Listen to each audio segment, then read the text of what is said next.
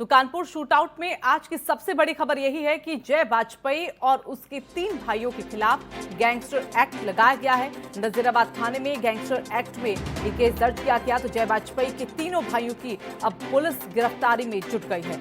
तो विकास दुबे का खजांची जय वाजपेयी, जिस पर पहले शिकंजा कसा गया और संपत्ति का यहाँ पर पूरा ब्यौरा लिया गया, और अब उसके जो 3 भाई हैं उनके खिलाफ गैंगस्टर एक्ट लगाया गया है। नजीराबाद थाने में केस दर्ज किया गया है गैंगस्टर एक्ट के तहत। तो जय वाजपेयी के तीनों भाइयों की गिरफ्तारी में अब पुलिस जुट गई है। तो धीरे धीरे करके सभी जो इस पूरे प्रकरण में शामिल हैं उनकी गिरफ्तारी में पुलिस जुट चुकी है। नीरज हमारे साथ हमारे सहयोगी जुड़े हुए हैं। नीरज, पहले जय वाजपेयी पर शिकंजा और अब उसके 3 भाइयों पर कहीं ना कहीं उनकी भी मिलीभगत इस पूरे कांड को लेकर सामने आ रही है क्या? देखिए, आपको बता दूं, जिस तरीके से विकास दुबे के मनी में जय वाजपेयी की उसमें भूमिका नजर आई थी, तो उसको लेके उसी मुकदमे में जो चल रहा है उसमें 120 बी और अन्य धाराओं के तहत जय को जेल में भेजा गया है।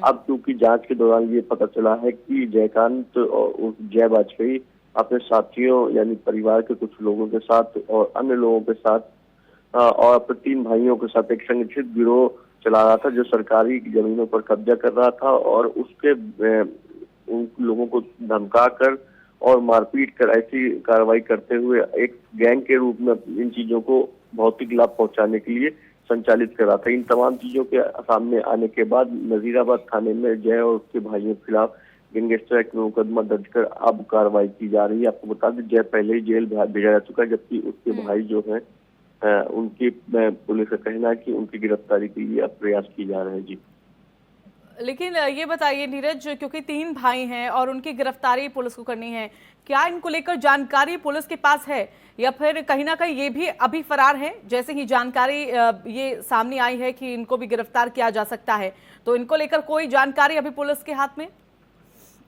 देखिए, पुलिस का कहना है कि इसमें कार्रवाई करने के बाद गैंगस्टर एक्ट में इनके भाइयों की गिरफ्तारी की जाएगी।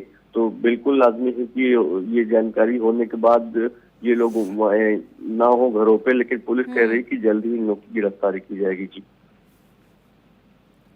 बिल्कुल। नीरज, ये बताइए, अब जिस तरह से विकास दुबे का मामला सामने आया और उसके बाद जय वाजपेयी का नाम सामने आया और अब जय वाजपेयी के 3 भाइयों पर ये यहाँ पर शिकंजा कसता हुआ दिख रहा है, मिलीभगत भी कहीं ना कहीं इसमें देखा जाए तो सामने आ रही है और अब पुलिस इनकी गिरफ्तारी में यहाँ पर जुट गई है, लेकिन क्या ऐसा कुछ और नाम जय वाजपेयी के 3 भाइयों के अलावा कुछ और भी वक्त रहते हुए सामने आए, ऐसी कोई आशंका?